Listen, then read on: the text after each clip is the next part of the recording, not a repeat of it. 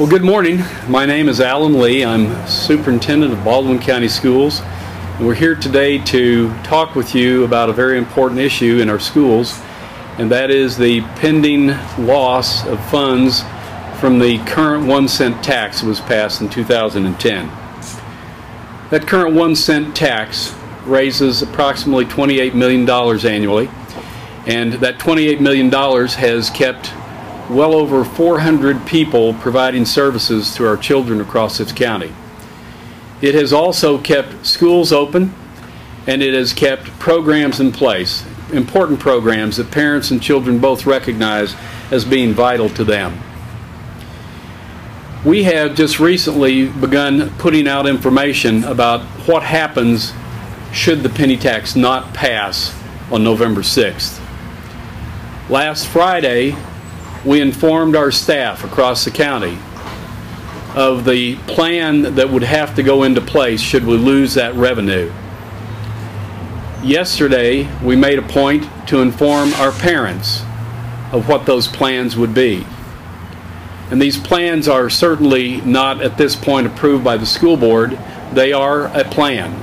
And I have a responsibility as the superintendent to have a plan in place on how to respond to something that threatens the quality of our education for our children in Baldwin County. That responsibility goes further in that I must inform voters, and I must inform everybody in the county what it would mean should we lose the revenues from the 1-cent sales tax. That 1-cent sales tax expires on the 31st of May, and we need to find a way to replace that revenue so that we don't lose the progress that we've made in Baldwin County. The loss of it would threaten many things. It would threaten programs that are so vital and so important to people. It would threaten our band programs and greatly reduce what we could provide in the arts. It would threaten our IB programs because there would be students across the county that would not be able to attend the IB programs. It would threaten our athletic programs because we can't even begin to justify spending money on things that aren't required when we're taking money away from things that are required and necessary under state law and federal laws. It would result in more crowded classrooms than we have today, and our teacher-student ratios are not where I would like for them to be at this point, but it would impact greatly the number of students in our classes. Again, it also would threaten the schools that we have across the county. We're projecting as many as 7 to 8 schools potentially could have to be closed. Worse than that, it would end the progress that we have made in Baldwin County. Not just in the last years, but over the last century, the Baldwin County schools have been providing wonderful education for our children. We have lots of people working on this campaign from all walks of life.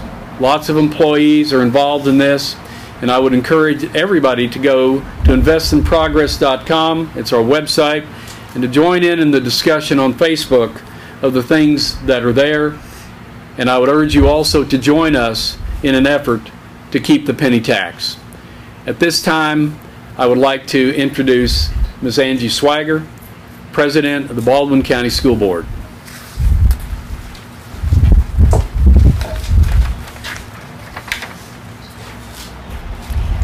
My name is Angie Swiger, President of the Baldwin County Board of Education.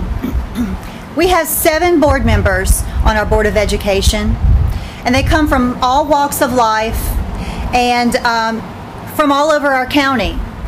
We have board members who are consultants, who are educators, who are grandparents and parents, like me. Many of our own board members run small businesses, again, like myself. We run businesses where we are forced to learn how to live on a budget, where we are expected to know how to make payroll, and where we're expected to make sure that our businesses are able to run in the event of an economic crisis. Every single one of the members of the Baldwin County Board of Education is supportive of your children. They love and care about your children, and every single one of those board members is supportive of the penny tax. Our school board is no different than those of us who are business owners. The Through careful budgeting and conservative use of our resources, our schools are operating as efficiently and productively as any school system in Alabama, and often better. In fact, even with the current penny tax that was approved in 2010, our schools are operating on $60 million less than we did in 2008, while educating several thousand children more than we did in 2008. An independent study performed by Samford University's Public Affairs Research Council, or PARCA, found that Baldwin County's administrative costs were far lower than most every other school system in the state of Alabama. In fact, Baldwin County's operating expenses for items such as transportation and food costs and food service were below the average of all other systems in the state. The simple truth is that as efficient as the board and the superintendent's staff has been in operating and running our schools, there is simply no room to cut. There's no one else to cut besides teachers and important programs that are locally funded, like bands and athletic programs and fine arts programs. It's the board's job to set policy and allow our staff to go out and implement that policy on a day-to-day basis in our schools and bring those policies to life. Our board couldn't be happier with the job that our teachers and our principals are doing in our schools every day. We are blessed with committed employees who love what they do and are exceptional at doing it. It's our job now as a board to bring you this information and to make sure that our communities are aware of what is at stake if the sales tax doesn't pass. I get emails and videos every day from children and parents and teachers and principals about the wonderful things that are going on in our schools. And I'm going to tell you, as a board president, as a business owner myself, as a parent of a child in our schools, that not passing this tax would be devastating to our system, to our children, and to our schools. It's one of the most important things that our schools face. It's one of the most important issues that our communities face. Our school system was charged with the responsibility of having a plan in the event that the school tax doesn't pass. And I'm going to tell you, from a parent standpoint and a president standpoint and a business owner standpoint, that plan is devastating.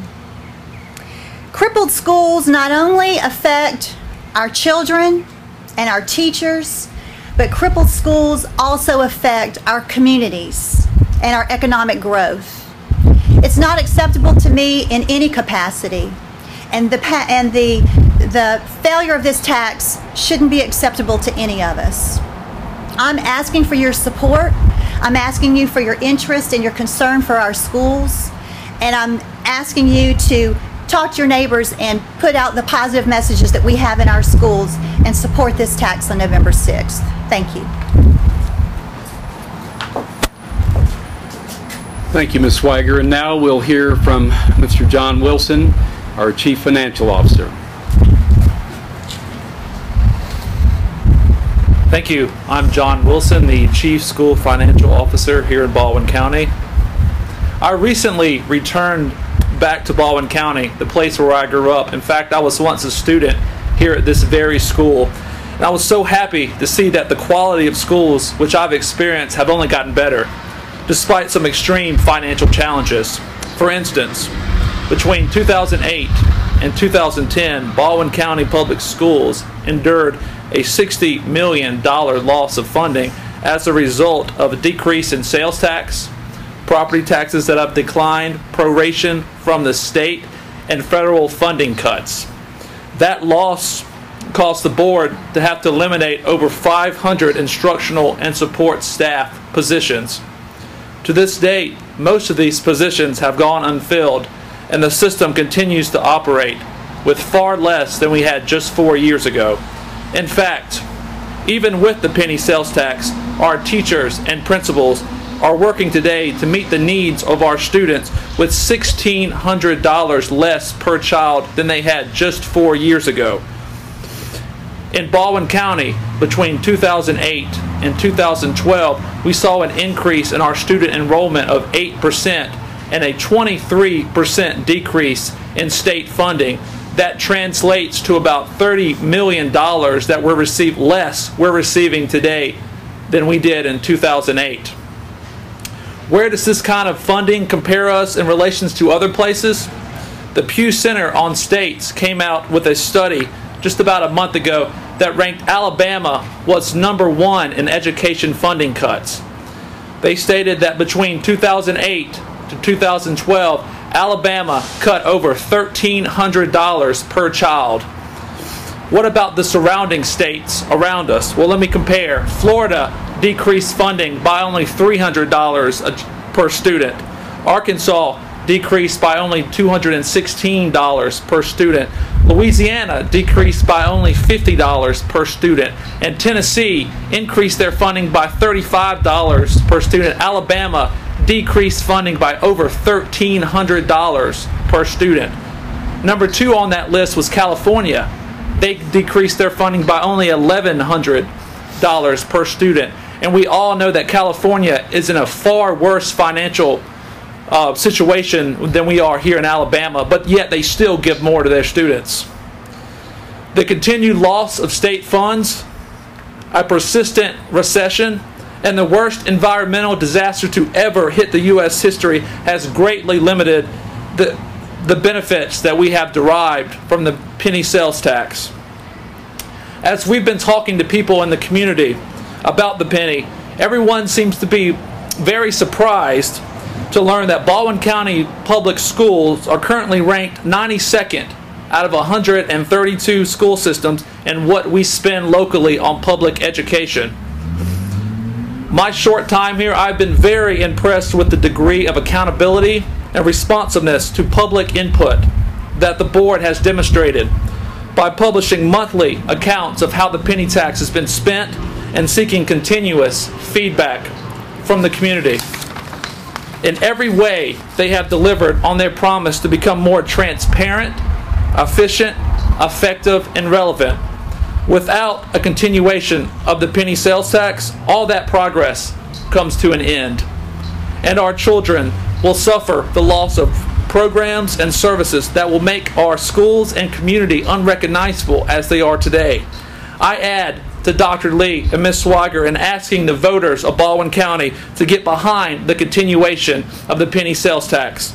It will not cost taxpayers any more than he or she is currently paying right now, but the benefits will be felt by everyone in the community in countless ways now and in years to come. Thank you.